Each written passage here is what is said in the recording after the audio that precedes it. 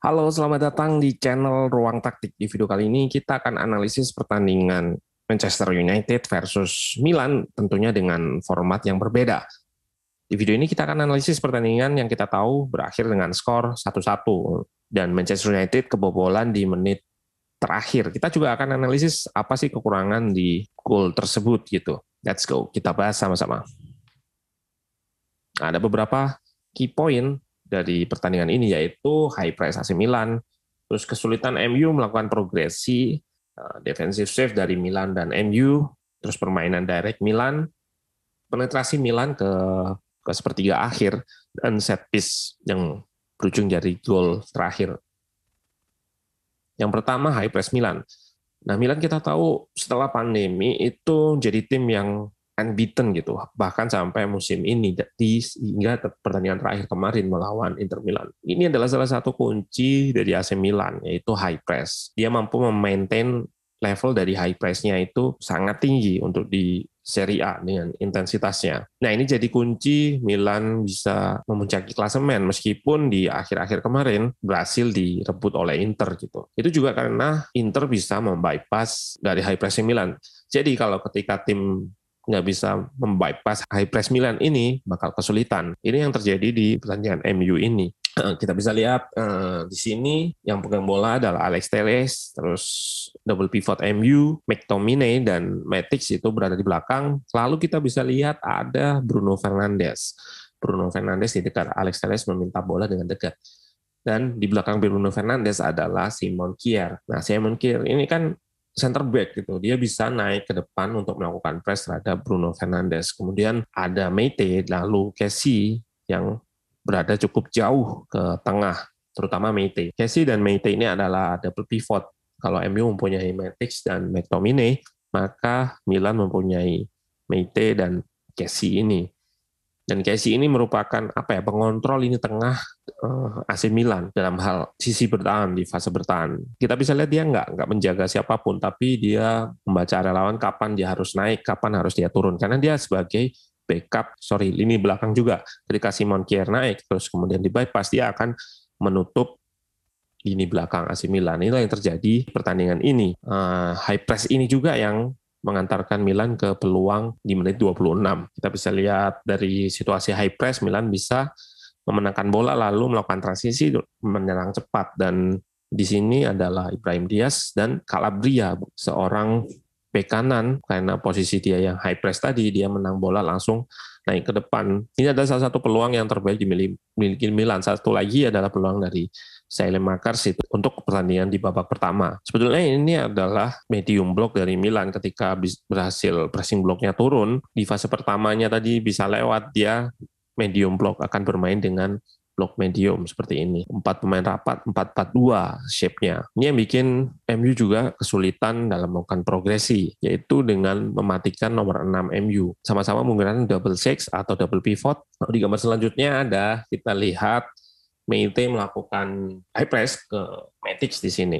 Terus Matic cek lagi, sebetulnya di belakang Meite ini kosong, tapi nggak ada pemain yang mengisi pos tersebut. Di sebelumnya ketika Bruno bergerak ke situ, dia akan diikuti oleh Kjaer. Bayangkan atau imajinasikan ketika Matic bisa mengeliminasi Meite atau bisa melewati Meite, maka dia tinggal berhadapan dengan Kessie atau lini belakang langsung dari AC Milan. Inilah yang kurang gitu di pertandingan ini dari dua nomor 6 MU. Nah, ini sudah saya singgung, kurang progresor. Lalu saya ambil contoh di menit ke-7. Menit ke-7 ini adalah peluang dari Martial yang tendangan volley itu. Di sini Matic naik, kemudian ada Alex Telles yang posnya berada di depan. Ini ada salah satu kelebihan dan kekurangan dari Alex Telles. Oke, kelebihannya dia bisa melakukan cross yang baik di sini, tapi dia butuh start posisi yang jauh dulu, tinggi dulu. Dia nggak bisa membawa bola dari belakang ke depan.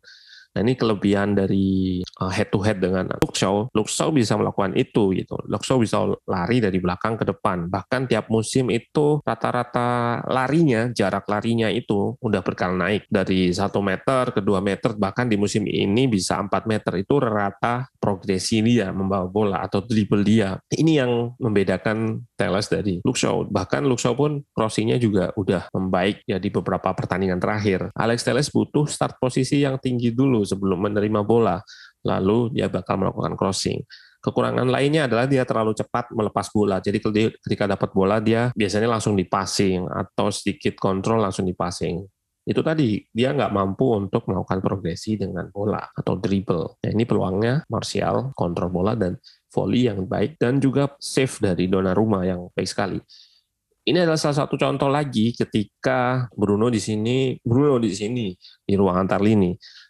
Nah, kita bisa lihat Fikayo Tomori naik, lalu Greenwood juga mengeksploitasi ruang yang ditinggalkan oleh Tomori. Namun di fase awal ini McTominay dipotong umpannya oleh Meite. Dua pemain ini, Meite dan Kessie ini bermain sangat baik sekali memang untuk memotong-motong umpan seperti ini. Dan dua pemain ini menjalankan perannya dengan baik untuk mengurung si Bruno Fernandes agar nggak punya akses umpan ya. Ini yang bikin Bruno juga kerap turun ke belakang karena ya dua pivot MU ini tipikalnya bukan tipikal dalam tanda kutip kreatif seperti Paul Pogba gitu. Dan meskipun di sini ada Matic yang tentunya lebih berteknik ya, namun gagal. Dan McTominay kalau kita cek di pertandingan sebelumnya Manchester City, dia cukup confidence untuk percaya diri ketika harus melewati lawan, namun di pertandingan ini kurang gitu. Ini bisa dikarenakan juga pressing yang dilakukan oleh pemain-pemain Milan, terutama double pivotnya. Nah, ini yang terjadi di menit ke-31 ketika McTominay coba confidence ya, percaya diri melewati Meite yang naik di sini. Di gambar pojok kiri ini, McTominay melewati Meite sehingga dia berhasil mengumpan ke Bruno yang bergerak ke sayap. Kita lihat Bruno diikuti Kier. Kier ini akan ngikutin nomor 10 atau Bruno Fernandes kemanapun dia pergi. Dia nggak peduli dengan posisinya yang terekspos. Lalu dia memberikan umpan ke Daniel James, namun sekali lagi Milan berhasil memotong crossingnya, terutama ini adalah Donnarumma. Donnarumma bermain sangat baik sekali di pertandingan ini dengan memotong. Kita bisa lihat ada 3 aja pemainnya, karena tadi Kier naik. Nah, ini sebetulnya bisa dimanfaatkan MU di pertandingan nanti gitu, karena Kier dan 2 double pivot Milan ini tugasnya sangat spesifik untuk memarking Bruno, dan pos yang ditinggalkan Kier ini menghasilkan lubang yang bisa diekspos, terutama jika memainkan Rashford yang bisa bergerak lebih ke tengah mungkin dibanding Daniel James yang lebih ke sayap. Nah, ini juga salah satu kelebihan dan kelemahan Milan ya. Milan setelah pemainnya cedera, banyak dirundung cedera, itu bermain sangat direct. Bahkan Meite dulu pernah dipasang di posisi nomor 10 ketika Hakan cedera. Sehingga permainannya itu lebih banyak di long ball, di depan karena ada Leo atau Rebic waktu itu yang main. Yang jelas Meite ada di depan. Nah, jadi ada 2 target yang dilakukan di Milan. Ini juga salah satu impact cederanya beberapa pemain seperti Ismail Bennacer yang underrated player gitu di AC Milan ini. Dia cukup bisa sirkulasikan bola dengan baik di belakang karena 2 tipikal nomor 6 Milan ini diisi dengan satu yang petarung, satu kreatif yaitu Bennacer, satunya Kessie yang petarung. Tapi ketika dia cedera, meskipun ada Tonali di situ, permainannya nggak impresif dari Bennacer kalau dari analisis saya. Ini yang bikin Milan juga struggle di beberapa pertandingan terakhir, meskipun ada Tonali tapi nggak ada Bennacer, terus ada Hakan, Ibrahimovic main itu pun kalah dari Inter. Nah, ini juga yang jadi poin di pertandingan kedua nanti, apakah pemain-pemain yang saya sebutkan tadi seperti Hakan, Ibrahimovic, terus Rebic, terus ada Theo Hernandez yang absen juga semuanya di pertandingan ini, apakah bisa main gitu. Karena modal berharga AC Milan di pertandingan ini adalah mencetak gol. Nah, ini MU bertahan dengan jarak antar lini yang rapat sehingga ada celah ketika bola diarahkan ke sayap. Namun sayangnya penetrasi yang dilakukan dari pemain Milan, kita bisa lihat di sini Dalot kosong di kiri, namun ketika bola berhasil dipindah oleh AC Milan, ada jarak yang lebar antara Wan-Bissaka dengan Bailey. Nah, penetrasinya ini yang harus lebih cepat gitu. Ini Krunic yang mencoba mengejar. Ini bisa jadi outlet serangan dari Milan, memanfaatkan celah dari Wan-Bissaka dan Bailey. Tapi harus cepat. Kalau nggak salah ini juga menghasilkan peluang sih, tapi nggak begitu berbahaya tendangan Krunic. Nah, MU sebenarnya nggak mampu untuk melakukan quick transisi seperti yang jadi kelebihan MU gitu. Seandainya nomor 6 MU, McTominay, Matic bisa eliminasi satu pemain, lalu melakukan direct pass, itu bakal sering situasi seperti ini. Nah, meskipun di sini Matic nggak ngelewatin, tapi dia punya momentum untuk memindah arah serangan, di mana Daniel James di sayap kiri itu kosong, dan ini menghasilkan peluang juga, karena Calabria gagal melakukan heading, lalu berhasil dikuasai James namun berhasil dihalau gitu. Nah, ini yang perlu diwaspadai Milan di leg kedua nanti ketika MU memainkan Rashford misalkan. Itu yang harus diwaspadai oleh Milan nanti. Rashford bisa bermain ke sayap dan bisa bermain ke tengah. Lalu yang terakhir adalah set piece. Piece ini yang bikin gol Milan di menit ke-90 sekian ya. Di gambar pertama ini kita lihat Matic menjaga Kier, memegang belakang Kier. Dan di sini ada dua tipikal bertahan dari set piece, yaitu zonal dan man to man. Nah, bisa dibilang di shape ini, pemain yang menjaga zonal di tiang dekat itu terlalu ke dalam. Oke, nah ini bisa kita lihat nih. Nah, McTominay di sini terlalu ke belakang. Dia harusnya memposisikan diri agak ke depan. Luke Shaw menjaga tiang dekat di sini, sementara Teles lebih ke man marking karena di sini ada pemain. Jadi dia melakukan man marking. Nah, di sini sudah terlihat sebetulnya Kier menyerang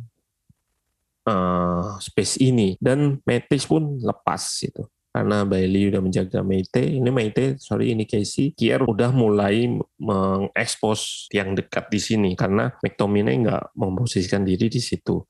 Dan Matic juga kesalahannya lepas dari Kier yang bergerak ke depan BI ya. Ini salah satu set piece yang baik juga dari AC Milan dengan bergerak menyerang satu pemain gitu. Jadi Bailey ini yang menjaga Matic, diserang dari pemain lain yaitu Kier di sini. Bisa kita lihat juga ini sequence kedua atau urutan kedua, Matic keblok karena dia harus jaga Kier tapi dia keblok. Lalu ada Casey dan Teles sebenarnya udah oke di sini. Teles melakukan marking ke Casey, namun gagal karena delivery Milan swingnya itu cukup bagus juga di corner ini dan Kier bebas. Kalau McTominay agak maju tadi dia bisa duel dengan Kier di sini, tapi karena nggak melakukan itu jadi McTominay lepas di sini. Oke.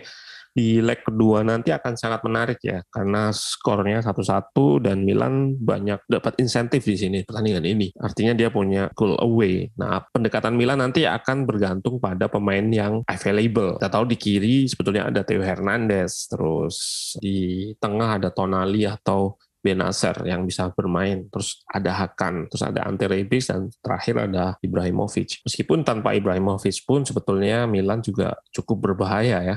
Beberapa kali Ibrahimovic nggak main pun skornya juga menang gitu. Dan bahkan Ibrahimovic kemarin waktu Inter main juga kalah. Jadi sebenarnya Milan tuh nggak bergantung pada Ibrahimovic ada. Permainan Milan ini kan lebih ke chemistry, hampir sama sebetulnya dengan MU, mengandalkan chemistry antar pemainnya. Nggak punya set play seperti Inter Milan misalkan, seperti Conte, seperti Pep Guardiola, nggak seperti itu. Jadi lebih mengandalkan chemistry. Nah, ketika salah satu pemainnya absen atau seringnya pemain absen, ini bakal berpengaruh pada chemistry pemain Milan. Ini yang terjadi kan ketika pemain Milan sering cedera, terus sering absen, ini bakal mempengaruhi chemistry-nya. Tapi di pertandingan ini, dari sisi bertahan dan melakukan high press, Milan udah sangat baik. Jadi PR MU adalah membypass dulu Meite dan Casey dengan nomor 6-nya, dengan memainkan Fred ataupun McTominay sebetulnya bisa ketika misalkan Pogba nggak main gitu ya. Ada Fred dan McTominay.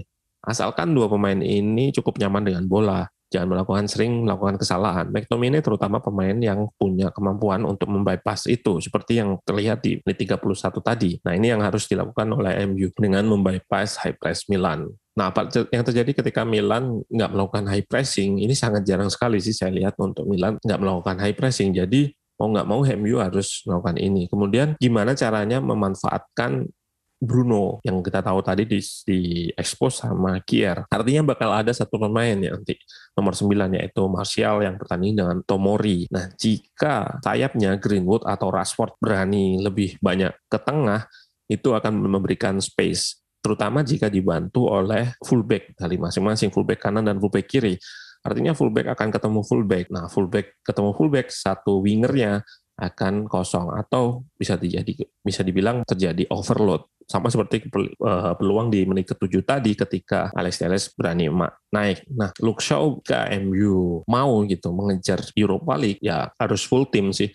Bahkan kedua tim juga harusnya full tim kalau memang targetnya mau lolos sampai Europa League. Ini seperti yang dilakukan MU ketika menang Europa League sama Jose Mourinho. Dia melepas pertandingan di Liga, terutama fisik ya pemain, karena jedanya juga sangat rapat. Oke, itu saja. Semoga kalian suka dengan konten ini, dengan format baru ini. Ini untuk menjawab teman-teman karena banyaknya pertandingan yang bagus. Jadi untuk proses sebuah konten itu kan saya ini Ruang Taktik sendiri, masih sendirian ya melakukannya, jadi harus nonton lagi, jadi nonton satu kali lagi, lalu bikin analisis, dari analisis itu di potongan-potongan video dikumpulin, lalu editing. Tanpa editing pun sebetulnya bisa seperti ini.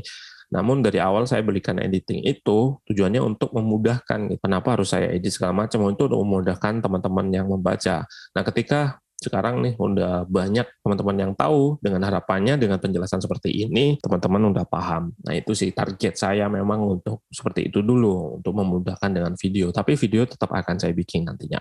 Oke, segitu dulu dari Ruang Taktik. Sampai jumpa di video selanjutnya. Goodbye.